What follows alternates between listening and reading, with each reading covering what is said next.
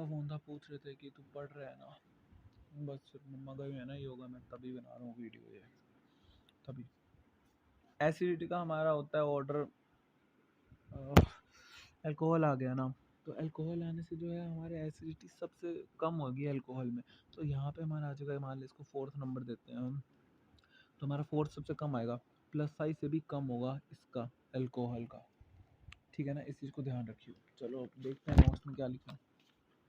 Phenols are more acidic than alcohol. मैंने तो बताया था ना, अभी तो बताया कि लोन पेयर ऑफ जो इलेक्ट्रॉन, जो लोन पेयर ऑफ इलेक्ट्रॉन या फिर इलेक्ट्रॉन का जो नेगेटिव चार्ज का डिस्पर्जन जिसमें ज़्यादा होता है उसमें हमारा वो होता है। और ज़्यादा किस में होगा, जिसमें रेजोनेंस होगी। रेजोनेटिंग स्ट्रक्चर किस में बनेंगे, फिनोल में बनेंगे।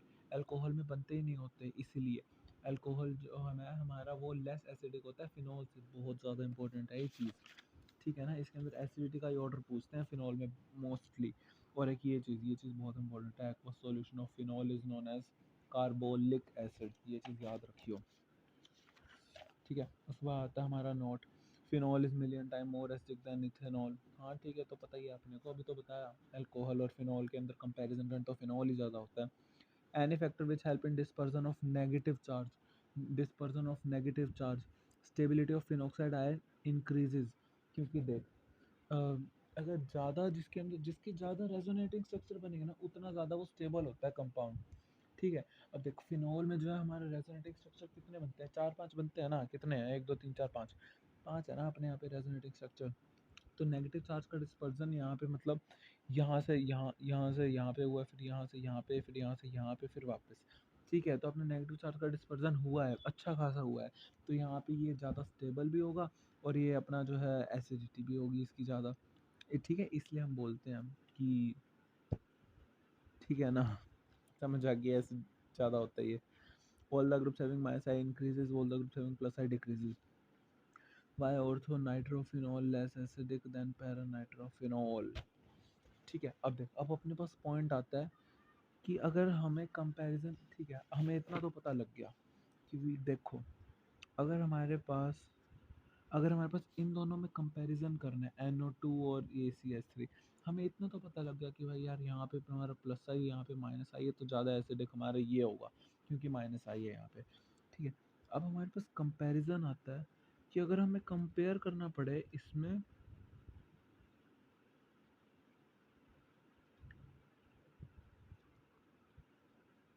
और इसमें। ठीक है, अब हमें इसमें और इसमें कंपेयर करना पड़े, तो देख हम ना यहाँ पे पता है क्या चीज़ देखते हैं, यहाँ पे हम देखेंगे हाइड्रोजन बॉन्डिंग का यहाँ पे सीन पड़ता है। ठीक है ना, तो देख हम ये वाला करते हैं। देख, सीधी सी बात होती है, एसिडिटी का मतलब बेसिकली क्या होता है,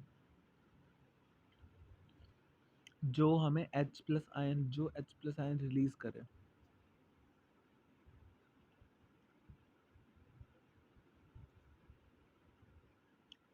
ठीक है, अब देख, अब हमें इन दोनों में कंपेयर करना है ना।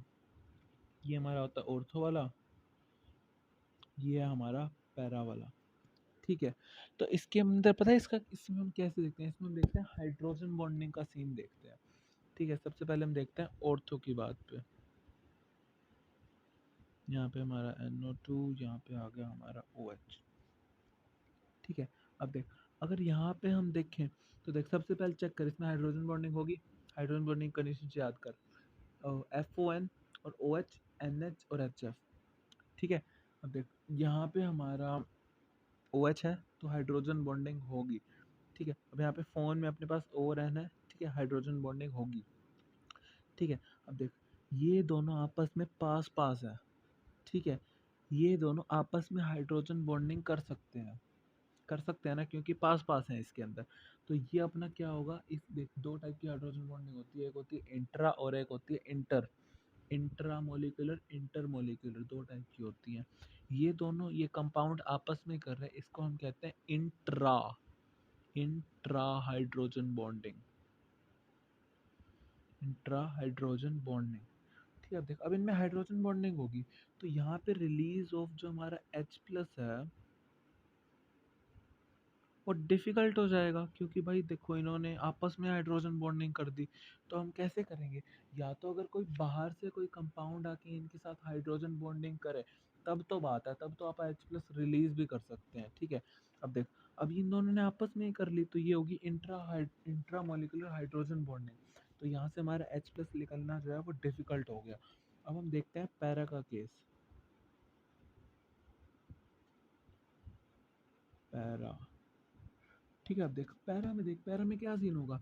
यहाँ पे अगर हम इसको, यहाँ पे पानी, अगर हम इसको पानी में डालते हैं, चाहे हम इसको अगर पानी में भी डाल लेंगे ना, तो ये भी ना आपस में हाइड्रोजन बॉन्डिंग प्रेफर करेगा, क्योंकि ये पास पास है पड़े, ठीक है। तो इसलिए यहाँ पे इंट्रा मोलिकुलर हाइड्रोजन बॉन्डिंग हो जाती है, release of H plus difficult हो जाता है, और इस करके जो है, ठीक है, ऑर्थो में हमारा ये सीन होता है।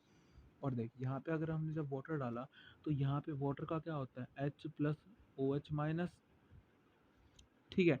अब देख वो इन्होंने तो बस इसके साथ ऐसे कंबाइन जाना है, इन्होंने इसके साथ कर लेनी है हाइड्रोजन बॉन्डिंग, और यहाँ पे जो हमारा H प्लस है वो निकलेगा। H प्लस यहाँ पे हमारा इजीली निकलेगा, तो ये जो है हमारा ज़्यादा एसिडिक होता है, मोर एसिडिक देन ऑर्थो, ठीक है। तो हमारा जो पैरा वाला होगा ना, पैरा नाइट्रो फिनॉल, वो मोर एसिडिक होगा as compare to ortho nitro phenol, ठीक है। Ortho nitro is less acidic than para nitro, ठीक है। ये मैंने अभी बताया सारा कुछ एक्सप्लेन करके। यहाँ पे इंट्रा इंट्रा हाइड्रोजन बॉन्डिंग है, इंट्रा मोलिकुलर, यहाँ पे इंटर हो जाएगी, ठीक है। यहाँ पे वो वाला सीन है। यहाँ पे अपना Y is the ortho Y is the ortho nitrophenol more acidic than ortho methox. ये तो बिल्कुल सिंपल है, प्लस आई और माइनस आई वाला सीन हो गया यहाँ पे। तो अपना यहाँ पे क्या लिखा है, ऑर्थो नाइट्रोफिनॉल, ऑर्थो नाइट्रोफिनॉल और मिथॉक्सी, ठीक है। OCH3 यहाँ पे है अपना OH, ठीक है। तो देख यहाँ पे है अपना माइनस आई इफेक्ट, ठीक है। और यहाँ पे अपना प्लस आर इफेक्ट, ठीक है। लाइक देख, अगर हम कंपेयर करें ना बेसिकली O और इसके अंदर, तो O भी ना जो ऑक्सीजन होता है वो भी माइनस आई इफेक्ट शो करता है, हाँ करता है, मैं मानता हूँ, ठीक है। बट ये जो है हमारा प्लस आर भी शो करता है, ये हमारा माइनस आई और माइनस आर शो करता है, क्योंकि इसके ऊपर क्या होता है, लाइक देख, अगर कोई मल्टीपल बॉन्ड्स बना रहा होता है ना बेंजीन के ऊपर, तो ये हमारा माइनस आर शो करता है। और अगर किसी के पास लोन पेयर होते हैं तो वो हमारा प्लस आर शो करता है। और ये चीज़ याद रखियो कि इंडक्टिव इफेक्ट से ज़्यादा डोमिनेटिंग हमारा आर वाला होता है, रेजोनेंस वाला होता है, ठीक है। तो देख जो हमारा जो ओ है ना, वो बेसिकली क्या करेगा, ओ के पास क्या होगा, एक ओ के साथ बॉन्ड, एक के साथ बॉन्ड है, उसके पास ओ के पास दो लोन पेयर है, तो ये प्लस आर इफेक्ट शो करता है, ठीक है ना। ये प्लस आर इफेक्ट शो करता है, ठीक। और प्लस आर इफेक्ट का मतलब देखिए, इसके पास लोन पेयर है, लोन पेयर बेसिकली क्या करेंगे, बेंजीन के ऊपर इलेक्ट्रॉन चार्ज डेंसिटी इंक्रीज करेंगे। तो बेसिकली इसने बेसिकली क्या काम किया किया है, वही वाला काम किया ना, कि इसने प्लस आई वाला ही काम किया बेसिकली। प्लस आई क्या करता है, इलेक्ट्रॉन देता है, इलेक्ट्रॉन चार्ज डेंसिटी इंक्रीज करेगा, मतलब ये है पड़े प्लस आर इफेक्ट, ये भी इलेक्ट्रॉन चार्ज डेंसिटी बेंजीन के ऊपर इंक्रीज करेगा। तो ये बेसिकली एक टाइप से प्लस आई का ही काम कर रहा है ये पूरा ग्रुप इसके साथ, ठीक है।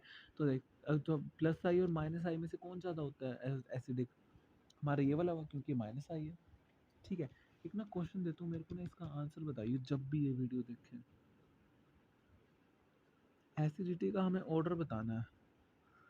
ओ एच, यहाँ पे क्या लगाऊं, NO2,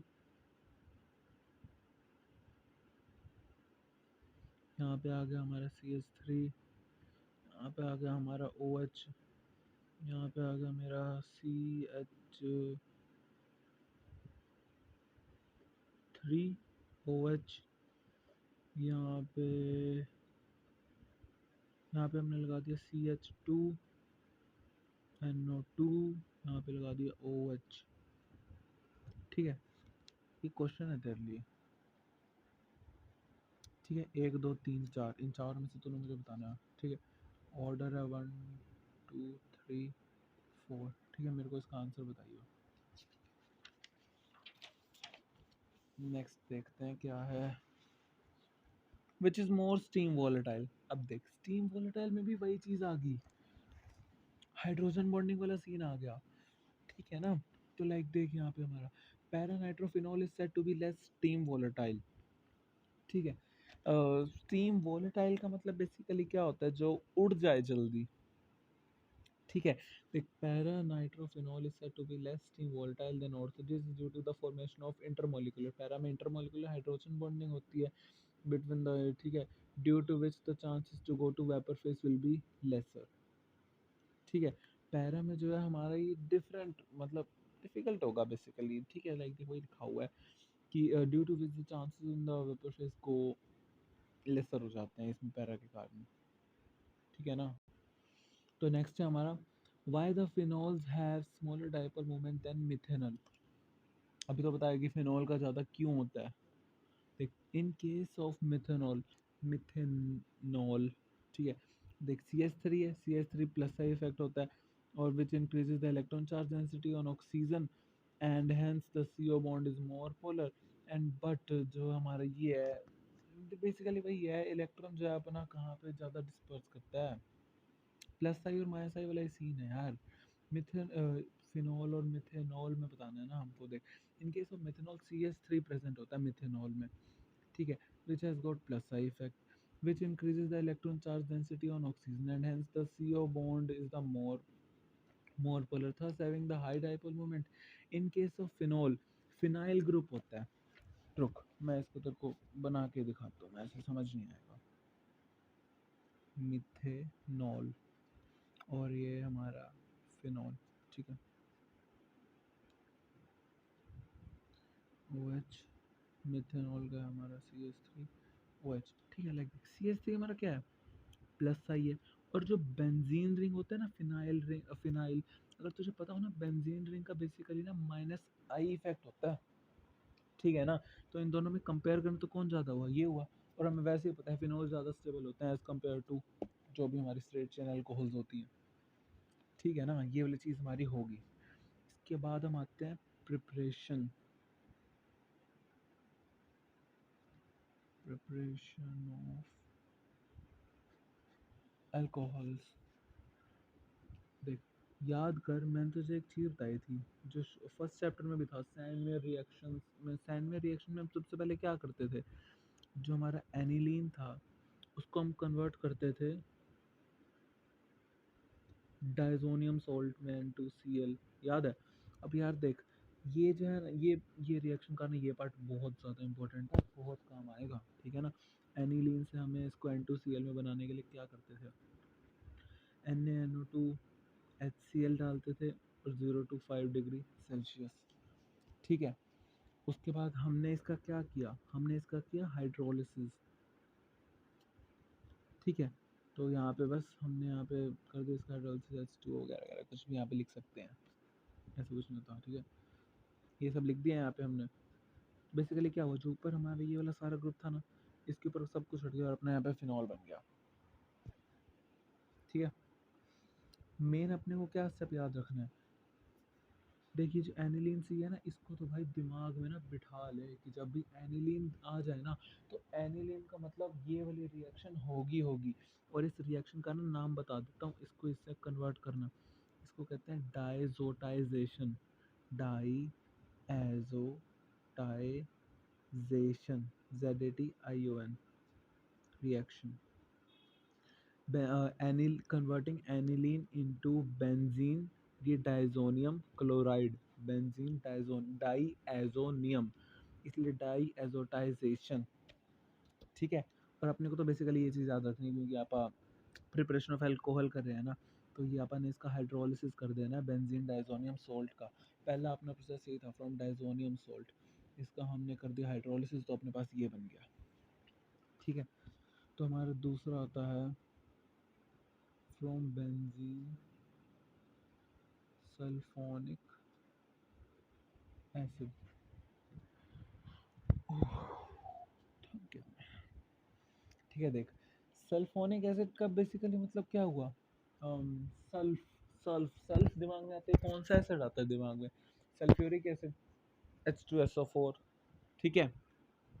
तो देख बेंजीन को हमने रिएक्ट किया H2SO4, H2SO4 को ना मैं बेसिकली ऐसे तोड़ के लिख देता हूँ, OH और SO3H, यहाँ पॉजिटिव यहाँ नेगेटिव। ठीक है, चेक कर ले, H2SO4 बेसिकली वही चीज़ है, मैंने उसको ना ऐसे तोड़ के लिख दिया। ठीक है, याद कर, जब हम नाइट्रेशन करते थे पहले तो हम उसको कैसे तोड़ते थे, HONO, क्या होता है नाइट्रिक एसिड, HNO3 ना, तो हम ऐसे करके इसको हम HO और NO2 ऐसे तोड़ते थे जब हम नाइट्रेशन करते थे फर्स्ट चैप्टर में, याद आ रहा होगा थोड़ा बहुत। Benzene sulphonic acid sulphuric acid, ठीक है, हमने इसमें ये कर देना है। तो इसमें हम क्या डालेंगे क्या, बेसिकली क्या हुआ, हमने जो है यहाँ से एक H निकला, H भी नहीं है यार, बेसिकली क्या क्या बोलूँ मैं इसको। ठीक है, यहाँ से हमारा जो पॉजिटिव वाला पार्ट है ना, ये यहाँ पे आके जुड़ जाता है बेंजीन के टॉप वाले पे, तो ये बन जाता है हमारा SO3H, प्लस में हमारा निकल जाता है NaOH। ठीक है, इसको हम कहते हैं बेंजीन सल्फोनिक एसिड। जब हम बेंजीन को सल्फ्यूरिक एसिड के साथ रिएक्ट करते हैं ना, तो हमारा ये बनता है बेंजीन सल्फोनिक एसिड।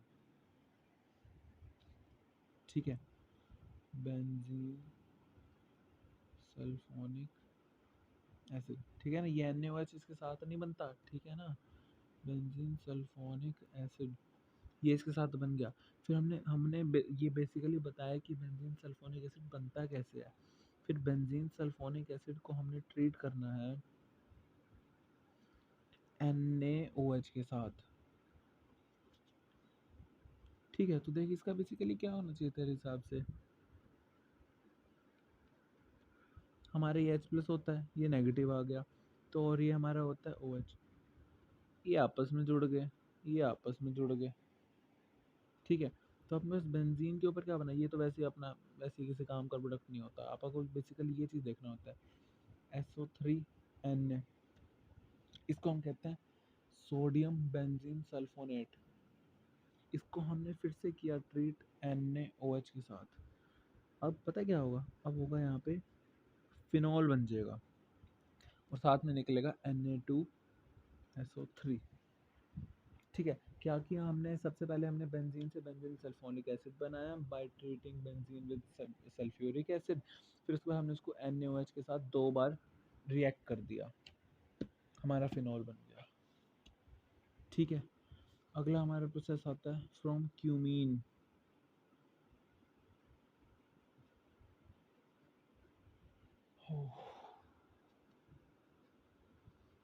तो हमारा बेंजीन है, हम सबसे पहले क्यूमीन बनाना सीखते हैं। क्यूमीन बेसिकली होता क्या है, सबसे पहले हम यही कर रहे हैं कि जब हमने बेंजीन डायज़ोनियम सॉल्ट का देखा था, हमने डायज़ोनियम सॉल्ट बनाना सीखा। जब हमने सल्फोनिक एसिड के साथ किया तब हमने बेंजीन सल्फोनिक एसिड बनाना सीखा। उसके बाद हमने क्यूमीन के साथ करना है, तो हम पहले क्यूमीन बनाना सीख लें क्या होता है। क्यूमीन बेसिकली क्या होता है, जब हमें लिखना होगा ना ये, तो हम ना मतलब सीधा लिखेंगे कि डायज़ोनियम सॉल्ट से ये करना होगा, सोडियम सल्फोनिक एसिड में हम NaOH ऐड करेंगे, फिर NaOH ऐड करेंगे, फिर अपना ये बन जाएगा। ऐसे ऐसे करना है जब हम लिखना होगा, हम तब ये बना के नहीं दिखाएंगे उनको कि कैसे बनता है क्यूमीन है, कैसे बनता है बेंजीन डायज़ोनियम सॉल्ट वगैरह वगैरह। ठीक है, ये जो है इसने ये वाला चार्ज अपनी ये वाला बॉन्ड अपनी तरफ खींचा और जो इसके ऊपर पॉजिटिव चार्ज आ गया। अब पॉजिटिव चार्ज आते ही ये यहाँ पे आके जुड़ गया बीच वाला पार्ट, तो ये क्या हो जाएगा, CH3, इसको कहते हैं हम क्यूमीन, और इसका नाम है आइसोप्रोपाइल बेंजीन। आइसोप्रोपाइल, प्रोपाइल है पड़ी 3 कार्बन की चेन, और बेंजीन, तो आइसोप्रोपाइल बेंजीन। ठीक है, इसका हमने क्या करना है, इसका हमने ना एयर ऑक्सीडेशन कर देना है। ठीक है, बेसिकली इसको हमने ऑक्सीजन के साथ रिएक्ट करा देना है, तो हमारा क्या बन जाएगा, ये जो है ना, ये वाली चीज़ बेसिकली याद रखनी पड़ेंगी यार, इसमें मैं कुछ भी नहीं कर सकता। OH मैंने भी याद किया था, ये देख, क्यूमीन हाइड्रोपरऑक्साइड। ठीक है, और उसके बाद अपना जो है इसके हम क्या करते हैं आगे, इसको हमने फिर ये इसके साथ प्लस किया, इसका हमने कर दिया H प्लस। इसको हमने मतलब बेसिकली एसिडिक मीडियम में डाला। H प्लस का मतलब बेसिकली होता है एसिडिक मीडियम।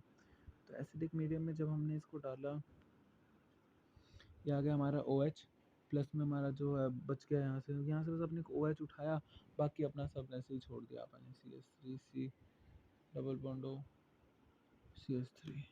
ठीक है, एक बार बाकी हम नेक्स्ट वीडियोस में करेंगे। मेरी तबीयत थोड़ी सी ख़राब हो रही है, ठीक है, सॉरी।